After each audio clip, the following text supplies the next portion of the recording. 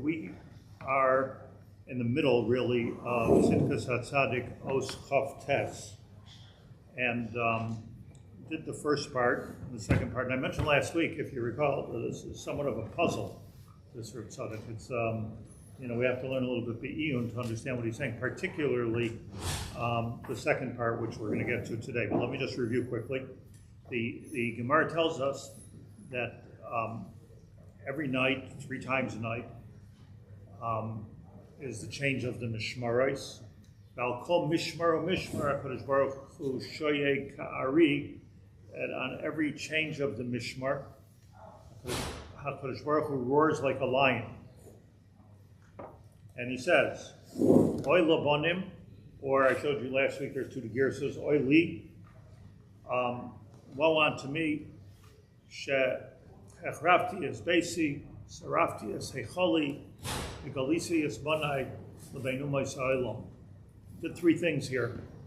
Woe unto me, woe unto the Bnei Yisrael, that I had to be machriv the Beis HaMikdash. And in the Gemara, when it's explaining, Rabbi Eliezer is explaining that Kadosh Baruch Hu is bemoaning the Chorban of the Beis HaMikdash, he divides it into 3. Hechrafti es beisi, sarafti es heicholi. Hechrafti is basically I destroyed my house. I burnt my heichol. The Iglesias manai, and I created gullus. 3 things. So what are the 3 things? So explained last week profoundly. And by the way, I didn't find this in any of the other Mefarshim on the Gemara. There's a lot of Mefarshim on this particular Gemara. But he says that you're working from the inside out. And this is what we learned last week. Hechrafti es beisi is the Chorban Habayis, meaning not that the Romans came in and knocked it down. That's not what the Chorban Habayis is. Chorban Habayis, in his words, Mitchila hu Chorban Habayis hapnimi beis dira uboy dai rak korva shechorev me'ein darim. The Beis HaMikdash, the first step of the Chorban was not that it got burnt down. The first step of the Chorban is that it became abandoned.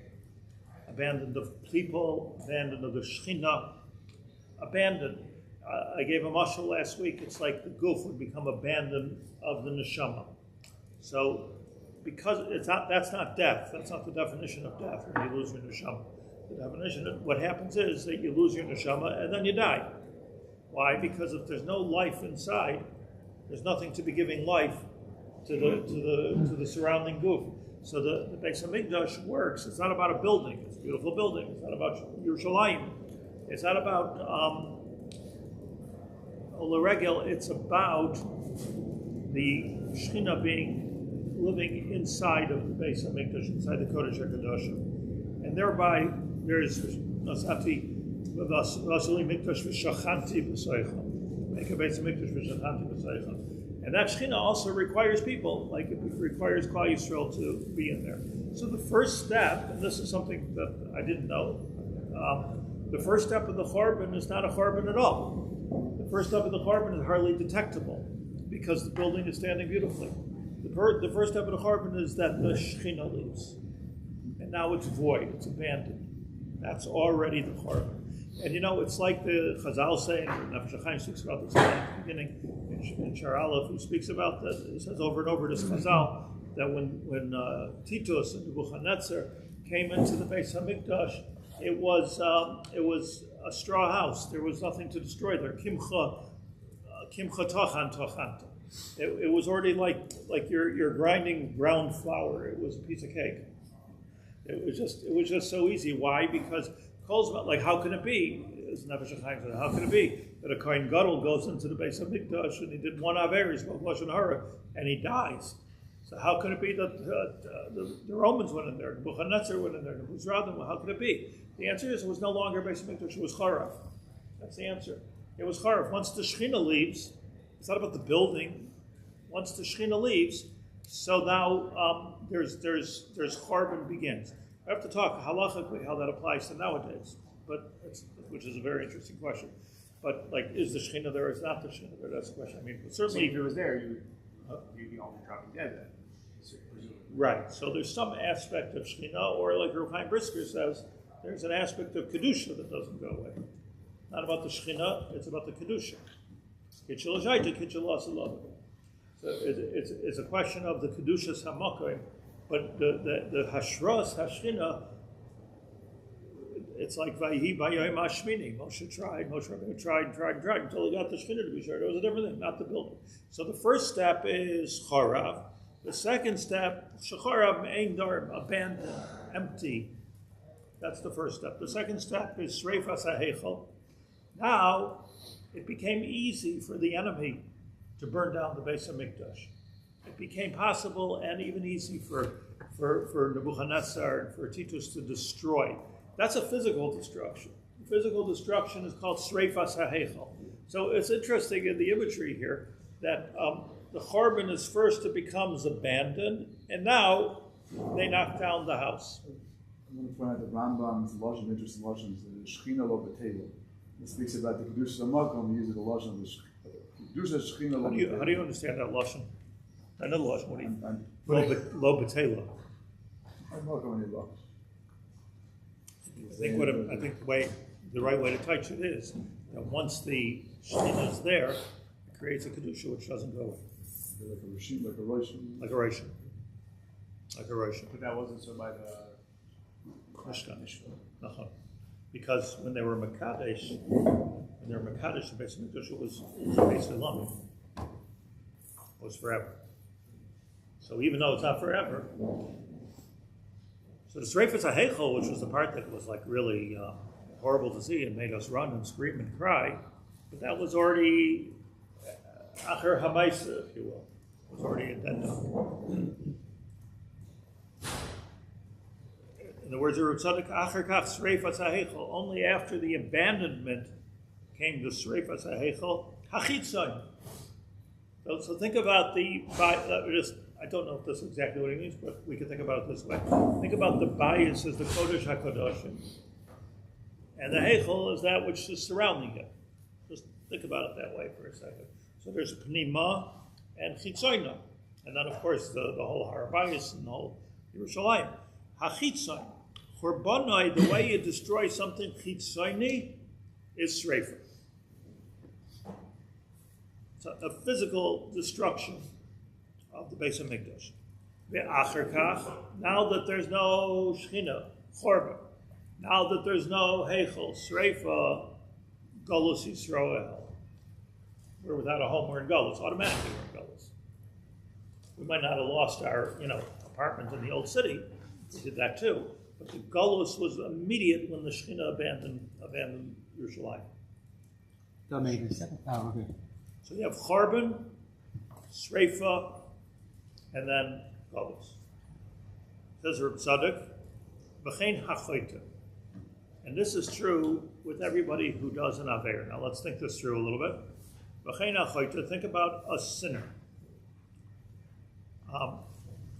So let's imagine somebody who gives in to the temptation to eat, live with, kill, whatever you wake up in the morning with a temptation for. But you actually, you did the chet. Temptation to do a chet, we all have a kind of milchemes hayetzer, we all have. But this fellow, the chote, he ate the cockroach. Right? He did. So what happens there? What's the sequence of what takes place? A little bit of destruction. A lot of destruction takes place within it. That's something you could say. The Gemara says that person does a chet, they really should be chayiv misa. Kodesh Baruch Hu leaves some room for tshuva, which we're going to learn about in a minute. But certainly a certain destruction takes place. I presume it's not just me. Probably we've all done a chet at some point or another. And if you're a spiritually sensitive person, which everybody here is, you feel destruction taking place inside. Something is not as alive as it was a minute ago.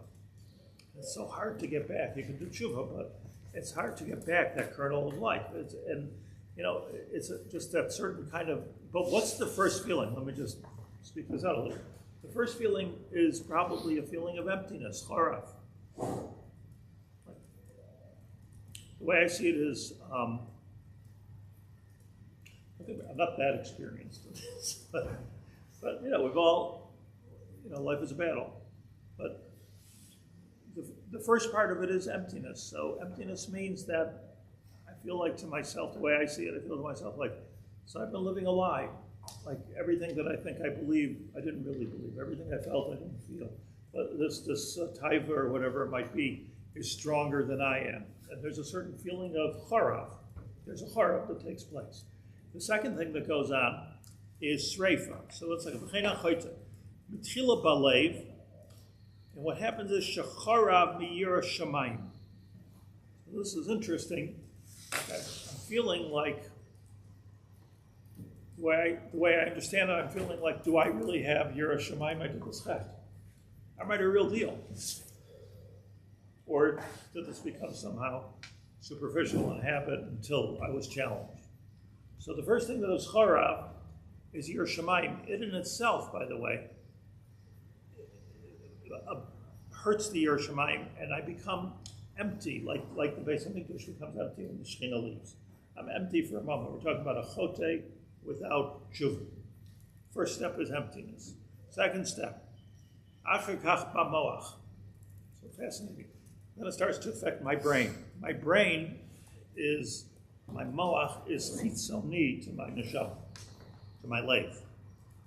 So the way it works is the leyv is the neshama and the leyv highly connected, and then comes the mind that's more chitzoni. So what happens with this, with my brain? I start thinking like a crackpot. Like I start thinking like a meshugana. If once I do a chet, I have to rationalize it, I have to justify it. Cognitive dissonance is exactly that, where I have to make my brain compatible with my heart. Otherwise, I can't exist. I become schizophrenic. Agree? You know what? Maybe I explained this last week. You know what dissonance is in the world of music?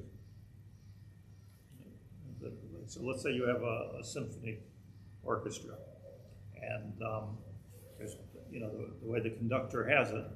So he has to start with one note on the violin. Now, let's say that person is off key, just the drop. So the whole orchestra now has to go off key. They have to follow this. In other words, and they have to play in the wrong way, perhaps through the whole concert, at least through that niggin. So that's called dissonance. Dissonance is when one guy makes a mistake and everybody has to adjust to that mistake and make it work. You can find this phenomenon in shul sometimes when we're davening this. It's one wrong key and everybody's off. It's very difficult to adjust. Cognitive dissonance is the same thing. Like I do something which is keneged what my seichel. I do something which is just wrong, and I ask myself, well, how did I even just do that? And the answer is you rationalize it. Okay, everybody does it. It wasn't so bad. Let's drop on like whatever. You can rationalize a lot of things, but what's happening here is that your leyv went a little bit bad, and now your brain is following along, b'moach, and what happened? This is called in yeshivish language. I'm using what's for me fancy psychological label, but what's called in yeshivish language krum. Krum. What's krum mean? In Svara. Okay. Slightly off. It's just not opposite of glad. So here's what can happen even in learning as an example. You can say one wrong thing, you become very tied into whatever svar. Now you can make the whole shas work for you. You can mess up you can mess up everything with one. So a story about Rabbi Yeshua used to tell on his Friday night shiur. Said these things about that's the son of the brisker of Avraham Yeshua, the son of Rabbi Soloveitchik, who was the son of the Brisker Rav. So he said from his father, Rabbi, who said from the Brisker Rav, that when he was walking here in Yerushalayim, and he saw a fence surrounding a property. So the Brisker Rav asked the son, what do you see about this fence? He says, the fence is crooked. It's not going straight. You'll appreciate this. So the Brisker Rav said, the fence is krum. So he said, can you put your finger on where it's krum? So he couldn't do that. So the Brisker Rav told him that something is krum mitchila vatzar. The whole thing is krum. So he was explaining to him that when you're learning, you have to be so careful about this in learning that you should have siyata d'shmai to say something which is yashar, and then go with a yashar path. But the problem with all these pilpulim and everything is they're completely off the derech in terms of learning. Now, getting back to the chayta, this is what happens. What happens is first I violate who I am, then I make my brain work. That's the moach. And what's the third thing? That's called, by the way, that's called sreifas ha'heichel. That making my mind, adjusting my mind to the act that I did, that's called I'm burning my heichel. I'm destroying myself. I'm becoming a destroyed person. And the next thing is golus. And golus means I'm just all over the place. I'm not responsible for anything that I do. Golus ha'var, he calls it. Let's see inside. Sounds like the Shiur job. It's exactly like the Shiur.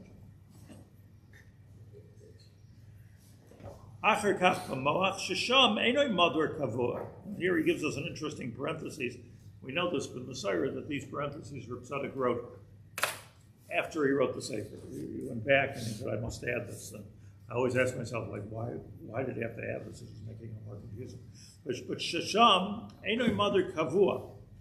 The Moach is not a Madar Kavua, meaning thoughts. It's not Kavua. I think what he means is, from an existential point of view, my brain is not who I am. You are not what you think. I don't mean you're not what you think. You are not what you think. Just because you think something, it doesn't mean that's who you are.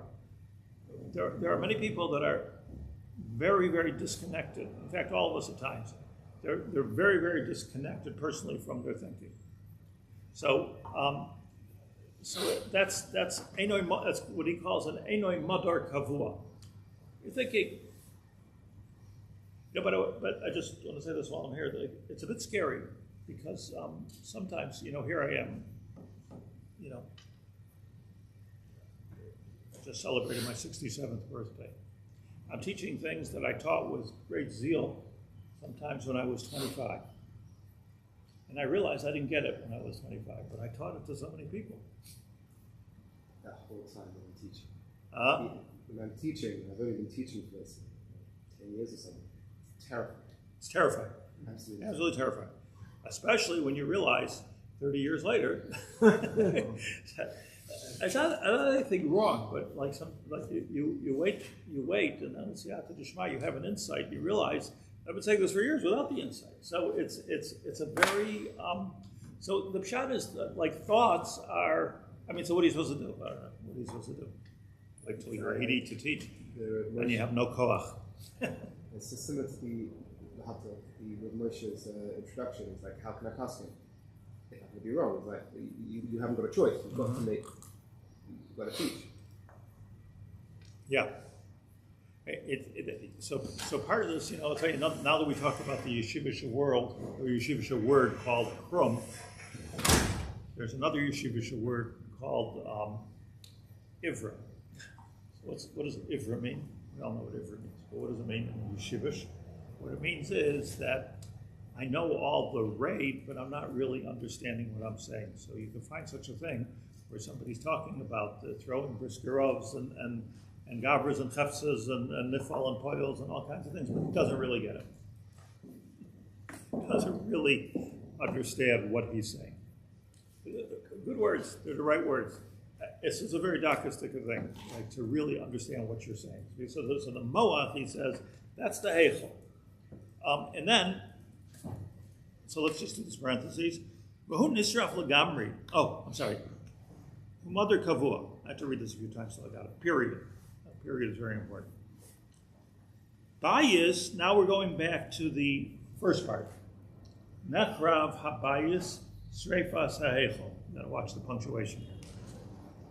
Let's go back. Now he says in parentheses, keep bayis, because when we're talking about the house that was nechrav, that became abandoned by Hashem or our own neshama, which we are abandoning, bayis, zuisha, right? That's a Gemara in Yuma, Daf Beis, where there's talking about the Kohen Gadol's mechaper loy ubad beisoy ubad kol Yisrael. So beisoy says the Mishnah, first Mishnah in Yuma, beisoy zuishtoy. Talking about that, that the Gemara learns from there that that Kohen has to be married and has to have an isha and even has a backup wife in case. Because I have to have an isha. I just point this out that he's quoting Yuma Daf Beis. It's better for me to quote Shabbos Kuf Yud Ches, because in Shabbos Kuf Yud Ches, Amar Rabbi Yossi, which is by the way the same Rabbi Yossi that's in this Gemara. Amar Rabbi Yossi, Lo'ilam Laikarasi Li Ishti Ula Beis Ula Sadai Sadai Elakarasi Ishti Beisi Ulasadai Shairi. Let's go to the first part. The first part he's saying is, when I talk about my house, what I really mean is my wife. So from here comes the Hasidic minhag to say mein Stuhl. People are like, oh yeah, the Hasidim. Regards from my house to your house. Mein Stub to dein Stub. It's a tznius to not say my wife. We don't have that minhag. We have rather covet for our wives. But it comes from the Gemara of Rabbi Yossi. I always called my wife my house. That is krum.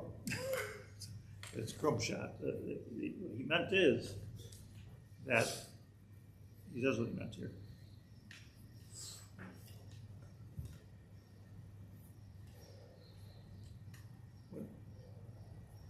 He said in my words that in the universe in general, not just in marriage, but in the universe in general, there's always zachar and nekeva, duchra and nukva.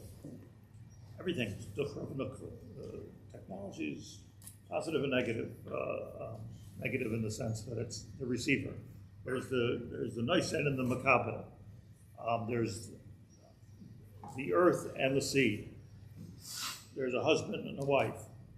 Husband and wife is just part of the bigger way that Hashem made the world of duchra and nukva. So we got to be careful not to mix that up here. Everything has to be zachar and nekeva. So what that means is ishti subesi, the way Rav Tzadok understands it in a number of places, is that a person's wife doesn't only refer to their wife, but they refer to the keli, which is giving meaning and form to everything that the zachar is. Let's take, do you understand what I'm saying? Let's take the biological model. So a man can have, what did they say, something like 6,000 kids? Have a lot of kids. Woman could have 16. What's happening in the biological model is that the male is fertilizing something within the female, and now it gets shape and it's limited, and it's a something. So when we talk about the Isha, we're talking about that which gives surah to the maisim of the Ish. In other words, a man or any zachar in the nekeva, in the universe, like all over the place. And you need this Isha, whether it's literally a wife or whatever it might be, to take it and to give it surah. I mean, not go out of the biological model. You have the agricultural model, Mother Earth. Mother Earth, from Tanakh. So the Mother Earth, meaning the seed in itself, could sit on your shelf, for years and nothing's going to happen probably. But you put it into the earth and it gets fertilized and it turns into a plant. So what machshava needs a leyv. That's zachar. That zachar needs a leyv, a heart, to harness it and to give it meaning and to take that machshava. And now it could be your wife, or it could be your bias. So in other words, I could have stuff all over the place, but if I don't have a bias, that's the container. The bias is the container. So Rabbi Yossi was saying profoundly, when I'm looking at Ishti, I'm thinking Basi. I'm thinking Ishti. I'm thinking that this is the feminine characteristic of my life, the bias. This is the nukva. So here in this parentheses, Tzadok HaKohen teaches us that you got to make a distinction between the thinking and the lake. We already said this, but now he's going back and he's saying it again. That one is zachar and one is nekeva. Do you understand this? It's okay? Chaim, it's okay? You got it? The thinking is zachar, and the heart is nekeva. So when we point to ourselves, it's me. No one points to you. We point always to the heart. Yeah, but I think that's right. That's right. It's a place where you are. I think Rabbi Yaacov used to say, "My neshama." He used to say, "We're talking about my neshama." He also wants to say that the Klal Yisrael is to make the luchos but through as a lake. You can say all the time, even though the luchos were not. He agrees with such a lake. He even agrees that it could be the neshama is not the person. See, it's a very interesting thing. If you say, who am I? I'm not a philosopher. I say this is very Rambam. To say this is my neshama is very Rambam. Very rational. The whole nature connection to Hashem is seichel. Right, but I want to say something. What your neshama is, what our neshama is also not a definition of who we are. Because the proof is, Elikai, neshama shenasata bi. So that means there's a bi before there's a neshama. So what does it mean? Neshama shenasata bi. So existentially speaking, the closest we get, sort of, is our neshama, but there's something else. I'm telling you what I think it is the basi, the nukva of the bria. That's the me. Meaning Hashem created my goof. He created this world, which is a nukva. He created Malchus, is nukva. Shechina is Lashon Nekeva. Shechina is a Malchus, yeah. And he created the world. He put me in the world, and now he's giving me equipment. Here's your neshama. Here's your seichel. Here's your world, here's your parnasa, here's your wife, here's your children, here's your place to live. I'm equipping you, and the more we do the Ratzon Hashem, the more he equips us to do the Ratzon Hashem. So who are we? We're the bria that Hashem created, and then by Yipach, Ba'apav, Nishmas Chayim. Kehillas Shivtei is so central. So how does Kehillas Shivtei work? Does it work? Neshama leaves, and Nasata be Ruach Hadosha. Parshat Biylא, Shiur said that the B Adonim, that the same B. B. Yeah. Parshat Biylã, that the same B. B Adonim. Yeah. You used to say. We have a Messiah that whenever it says B, it refers to the existential stuff. Cloud that you won't use too much. Historically, why the Rambam was accused of not accepting Kehillas Shivtei, because he was so focused on he had to write Kehillas Shivtei to guys relax. I'm with you on it. Because there was such a focus on the Maya, he's like, why do I need the body to come back? He's like, also because Olam Haba, yeah. But okay, I digress. The point is that the whole Bria is Zachar and Nekeva. I am actually, and this is the main point, I, who am I? Actually the Nekeva within me. You can get pretty political with this, right? It's because every person has Zachar and Nekeva. You have Nois and Makabel. So I'm the Nekeva with HaKadosh Baruch Hu giving me Koyach HaZachar to be able to do what I have to do.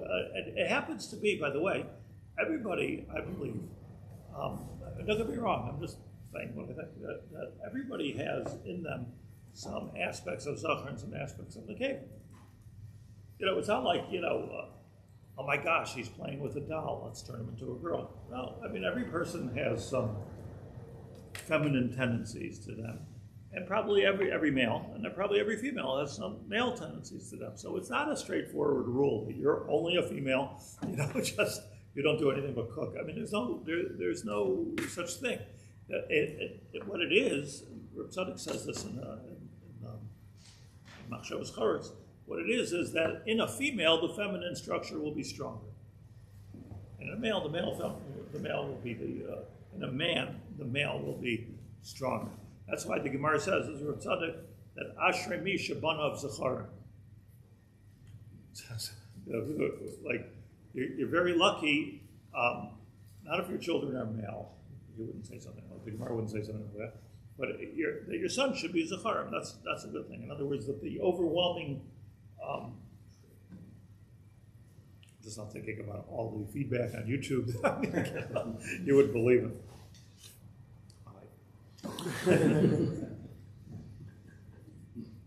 Okay. Acher kach, once it's gone from my leyv, it corrupts my moach, then the next thing you know, I'm not responsible for my actions, and we're not going to be responsible, but everything I do can't be trusted. That's the I'm just doing because I messed up my mind. I mentioned last week, which I don't want to explain it again, but this is the shot in the Gemara, that hua yetzer hara, hua son, and hua malach hamavis. The Gemara says that these three characters are all the same character. And what it means is that the beginning of everything is that the battle or the taiva starts up inside of me, hu yetzer hara. But then if you eat the apple, so then it becomes a son and it begins to destroy your machshava. And malach hamavis until you become basically dead. In other words, you are not. The whole point is that Hashem gave me this goof, put me in this world to do stuff. I'm not doing anything because I'm so, I'm so corrupted. My brain is krum. Now comes the hard part. Ubetshuva. I went through this process of chet, just like the Chorban Beis Hamikdash, Charav Sarav Golus. Inside, outside, Golus. How do I get back in? Tshuva. How do I get back in? Says Rav Tzadok, Ubetshuva lahefech. And this is where you're going to help me solve the puzzle. So what does that mean, lahefech? How does it work? Tshuva is the opposite. No? What do you want to say? What does it mean it's the opposite? You go from the outside to the inside. Huh? I start with the ma'ah. Okay. Start with the ma'ah. Or with your deeds. Golus Sevar. So Tshuva goes the other way around. So this is always like a big hakira in the world of Tshuva. In the world of Kira, like, do you appeal to somebody? Do you just get them?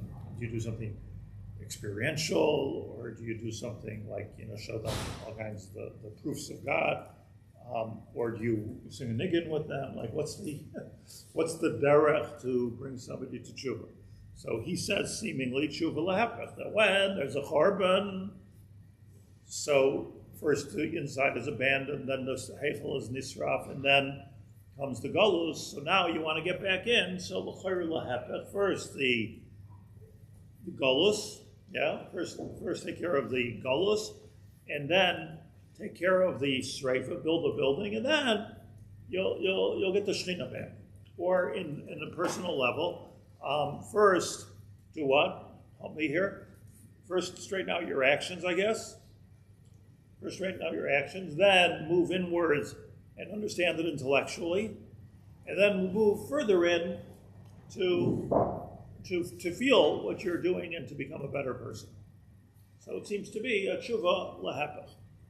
I don't know if that's the right chop. That's the way I read it. So it is interesting that some people that are inspired, like I've known some people, I had friends who they became very inspired to become Bali Tshuva. They're like very into like the good feeling type of stuff. And that's not everybody, obviously. And like he didn't go in the right. He ended up going back off at some point, but maybe he never went through that process. Maybe he only jumped to the spiritual feeling part. The other thing I've seen, which is interesting, is that if you're appealing only to somebody's intellect,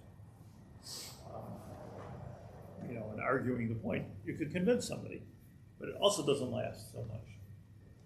Like, once the Yitzhak comes, or your spouse tells you no, or you start losing money, or you lose your friends, it's very difficult to just, if it didn't completely integrate into who I am deep inside, also doesn't last. So all these things they're all good things, but this is the way I see the question, that when you let's rebuild the Beis HaMikdash within us that we destroyed.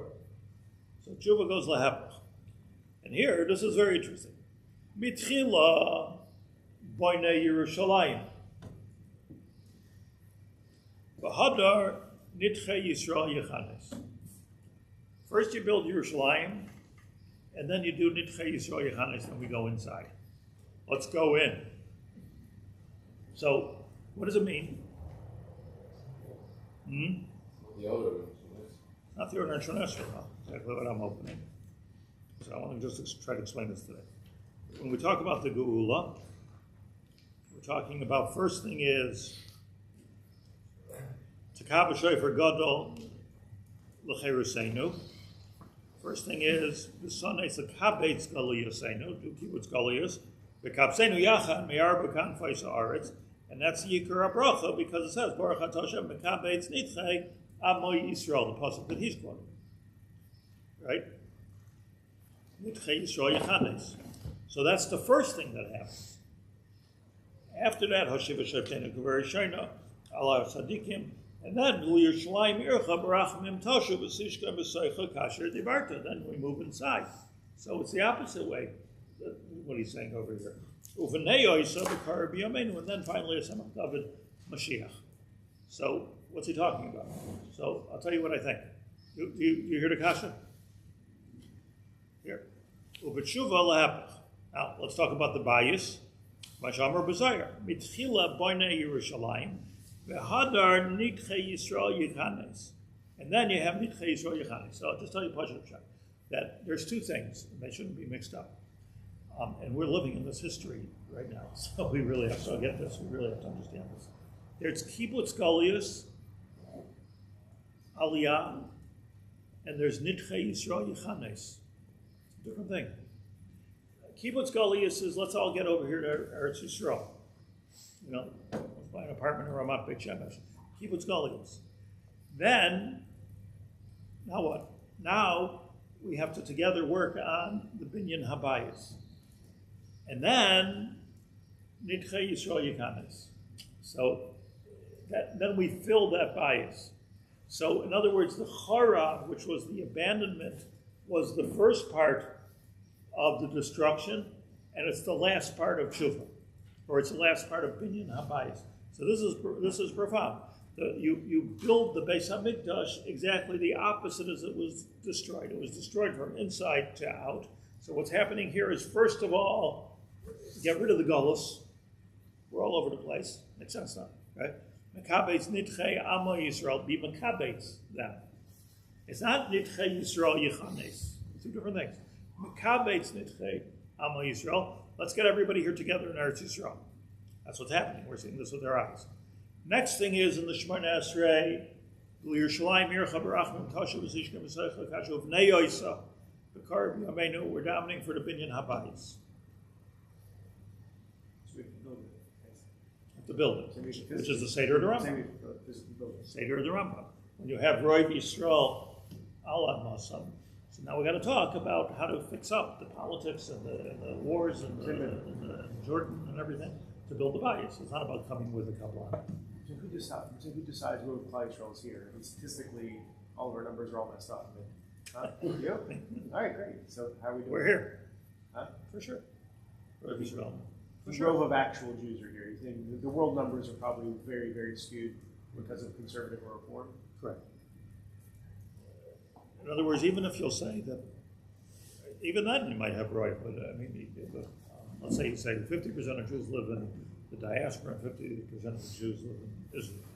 But when that 50% lives in the diaspora, is about 25% voting. Between patrilineal descent, which goes back to my Shabbos Shiur, which is why some say was all right. But that's for Shabbos, we'll go back to that. But what we're, for sure, so it's Roy Yisrael Alad Masam. We are now on the cusp of the next stage. First of all, maybe more people, but Roy Yisrael Alad Masam, a clear Roy, a Ruba the Minkar, and then we go into Yerushalayim. It's Jews who identify as being Jewish because halachically is millions of people who halachically would be Jewish because they stand at Jewish law. And the understanding is always that it's Jews who know they're Jewish. I don't think there's going to be one. They assimilated. You're talking about 2 generations ago. To say that those Jews, that because their mother was Jewish in Russia, that now they married a Jew and they don't even know they're Jewish. They're not. You're halachically, I'm involved with this in halacha. Like if you're checking somebody before your Mazadar Kedushin or even the Aliyah department, checking somebody's Jewish. Just because somebody says they're Jewish, I would imagine. Well, Aliyah department lets you come in if you're 1/4 Jewish based on Nuremberg laws. Sure, you don't have to be halachically Jewish. Gerus has to be Orthodox. No. I'm talking about for Aliyah. You have to be Jewish. As of the last 10 years, you have to be Jewish. They just want to. You don't have to have a letter from your rabbi. If they take letters from anybody. Not sure. The rabbinut has to agree. It's not so simple. I don't think since the saying that all the this has been like a big hot topic that why the government was taught and then why the Haredi you could be some kind of a partial citizen, the Ukrainians, and that's a different. Anyways, not for me to discuss. But what I am saying is that most people that make Aliyah to Israel are Jewish, and also like those that make Aliyah already have something like some kind of a spiritual unity. When I made Aliyah, I needed to get a letter from my rabbi, Nefesh H. So I said, I am the rabbi. I don't have So I said, well, you still got to get a letter from your rabbi. So I said, but I've written you, look in your file, I've written you tens of those letters. Like you just look at me, it doesn't make any difference. You could write the letter, but you can't. And made a lot more. That's right. No, it's like the daf, the Kohen. The Kohen Gadol that was in charge of Milchama, he had to have somebody above him. That's right. That's right. Has to be somebody above him. So let's finish here. It's 10 o'clock. Let's just finish this Nakuda here, and we'll argue about Israeli politics later. But the Nakuda of it is that when it comes to doing tshuva, it works from outside in, and the outside in means that the most outside thing is, or let's. Beis Hamikdash, the Beis Hamikdash first, we come to Israel. Next, we build the bias. Third, we put the Shechina inside of it. The Shechina comes in. So the opposite of Charav Sarav Golos is Golos Sarav Bana. Now how does it work with the Chayta? The Chayta, how did you do a Chet? First, we messed up within our leyv. Second, after we messed up within our leyv, we messed up within our thinking. Third, we messed up in our mice and Golos Evarim. So now, straighten out the Evarim, meaning start doing the right thing. And if we have time, I'll show you this is exactly the Seder HaTshuva of the Rambam. Start doing the right thing, then work it into your cognition and your thought process, and then eventually internalize it where you become a Baal Tshuva. And on that, the Rambam says if you can do that, outside, middle, inside. Yoida love Yodea Taluma Shloilam, Yodea Taluma, which means that which is very hidden. Shloilam La Yashiv Lechet Hazeh. You're never going to go back to this chet, meaning I've made a total interchange. So I go from outside to inside, and this is the huge chiddush of Reb Tzadok. Just like the Chorban, you go from inside to outside, and then when you build it, you go from outside to inside. The same thing is chet and Shiur.